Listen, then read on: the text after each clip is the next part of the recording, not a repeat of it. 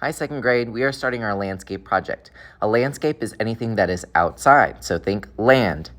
It could be a painting, could be a drawing, but oftentimes it will not have a city. A city would be a cityscape, not a landscape. You can make yours abstract or more realistic. We are going to be including color. Think about your lines, shapes, and patterns. That's going to be important for this project. You might also want to do something surreal. We talked about surrealism in Salvador Dali. Start thinking about your color. Could it be warm colors like red, orange, and yellow, or cool colors, blue, green, purple, or both?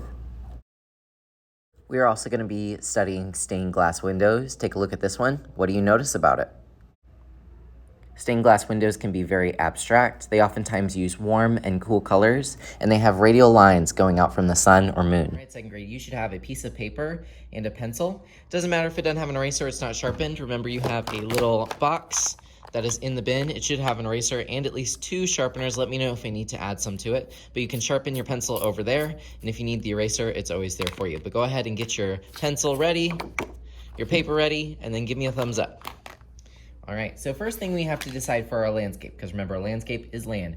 Do you want it wide? So think if you want a field, or maybe there's a really wide mountain, maybe you want it horizontal like this. Or if you want it tall, think if you want, oh, I don't know, what would be tall? Like a cliff or like a really big hill. Go ahead and decide how you want it, and then give me a thumbs up. Next thing you need to do is you're gonna put your name in the bottom left-hand corner. Otherwise, I don't know who to give this to. Go ahead and write your name in the bottom left-hand corner and give me a thumbs up. All right. You also need to write your class code. Your class code is the day of the week, your grade level, which is 2, and then a dash with your table number right after it. I'm gonna pause the video and help you with it. Okay, so the first thing you need to do is decide how you want your horizon. The horizon is the line from one side of the paper to the other. Let me give you some examples, so don't do this with me. You could have done a flat horizon, which is fine. Maybe a desert would be like that. Maybe some rolling snow hills. If you want a mountain, maybe you're gonna do more of a zigzag kind of horizon. But it's totally up to you. Maybe your landscape is crazy, maybe it's just a simple line. But go ahead and decide how you want your landscape to be, and then give me a thumbs up. All right, so now I want you to think about what time of day it is. Remember, we're inspired by stained glass windows, so we're gonna do some radial lines. You can do a moon, you can do a sun, but here's what I ask. I need you to do a circle somewhere in the sky. Please don't be this person, putting a circle in the corner. No, you guys are in second grade. You guys know how to draw a circle. I want you just to pick a spot somewhere in the sky where I can see the full circle. Please don't put it in a corner. I like to just put mine off to the side. But really think about it. Where are you gonna put your sun or moon? Go ahead and draw your circle and then give me a thumbs up. All right, stained glass windows, they have lots of radial lines. Radial lines can be really tough for people, especially if you have mountains. I'm gonna go ahead and just add a mountain real quick, just so I can show you this step, because people get confused.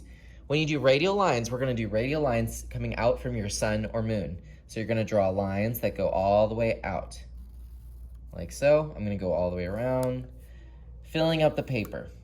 You can, of course, do clouds later if you want, but I want you to try doing some radial lines.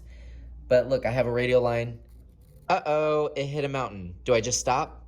No, you pretend it goes behind the mountain. Ah, see? And it can get a little bit tricky too. But your lines don't stop when they hit something. Go ahead and do some radial lines and give me a thumbs up. All right, now it's time for us to split up our landscape in some different sections. When we finish this, it's gonna look like a stained glass window. It's gonna be really beautiful. All right. Let's do some hills. Maybe I can do like a little path where people can walk. Trees. You can do a house if you want to. Just remember, if you end up making a city, then it's not a landscape, it's a cityscape. Could I make a river if I wanted to? Absolutely, maybe there's a river. Or you know what? I'm gonna make my path into a river and then have a bridge over here. You can make those kinds of changes today. All right, so here's where your creativity is going to come into play. You guys are going to fill up the sun or moon, the rays in the sky, whether it be nighttime or daytime. We'll talk about how we're going to split it up with warm and cool colors next time. But now I want you to go a little bit cuckoo crazy. I want you to start adding detail in line. I could use zigzag lines and make it look like I have snow on the mountains. Right now, these mountains look very rough, so maybe I can give them some more scribbly type of lines to make them look rough. I can do trees in the distance. Swirl inside because it's a hot sun, but maybe it's a moon. Maybe I can put the shape of a half moon in there. Maybe your moon is a pattern of craters. These are not your only options. You can make it up too. Yes, I do want pattern even in the sky. Let's say I make a pattern of dots, like a dotted line. Maybe they get bigger as the sky gets bigger with a line. If you're gonna start a line and something happens like a mountain is in the way, just keep on going as if it went behind the mountain. Zigzag, triangle, circle, circle, and it just goes off the page. Add detail, maybe it's a desert full of cactus and hay bales. How can I fill it up over here? I could add texture. Maybe it's grass over here. The water needs some texture, some lines to show what it's made out of. Like's crazy. I'm gonna put some bushes, but I don't feel like filling up the bushes with an insane amount of detail, so I'm just gonna put some swirls. Try to fill it up. You might have the option of painting this, so I wanna make sure you have something that you're really proud of. Don't feel like adding detail? Fine, that's okay with this because it's abstract. Can I just echo the hills again and again? Absolutely, I think that would actually be pretty cool. If you feel like you have enough detail, try again. Maybe you can add even more detail, make this even more interesting.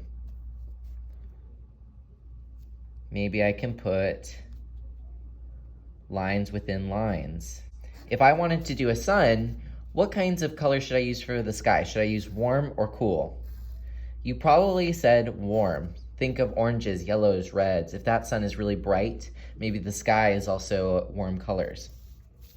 If you're thinking about doing nighttime, should I do warm or cool colors? Probably cool colors. Think of like a purple night sky, blues. You could even put green in the sky if you want, because remember this is abstract, but I want to see that you know your warm and cool colors somehow. All right, so I think I have enough detail. Now here's what's important. Sometimes with watercolor, pencil lines can wash away. I don't want you to be sad next time, so we need to go over this with Sharpie. So on the back counter, I have some Sharpies. If yours doesn't work, switch it out for another one. If you find a dead Sharpie, just let me know and I'll test it and we can throw it away. Now with some of these lines, it's going to be very hard to go over them. If you don't get the exact line, that's okay, because the last step is we're gonna take our eraser and erase any stray lines that we don't want. But let's say you're using the Sharpie and you come up with an amazing idea. I see that I have these bushes with swirls. Can I add some swirls to my tree right here? Absolutely, and you know what? I'm digging that way better than just the little texture lines I put in. So if you think of an idea that you wanna do with the Sharpie, be careful because this is permanent, but you can totally add that as you're going over your lines.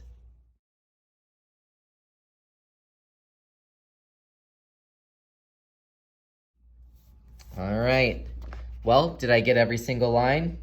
No. Understand if you can't physically go over every single line, like I'm going really fast over this, but at least you have those sketches, those little sketch marks to show you what I meant to put here. But I'm not gonna spend my time and go and go over every single line. I'm just gonna make it up, but I know what goes there because you guys left yourself little clues with the pencil of what you needed to add. Once you're done, raise a hand. I love checking these out and seeing what you guys did. Also, another reason is I'm the best at finding lines that you didn't go over. Ha, ha, ha, ha, ha. And I can tell you where you need to add Sharpie.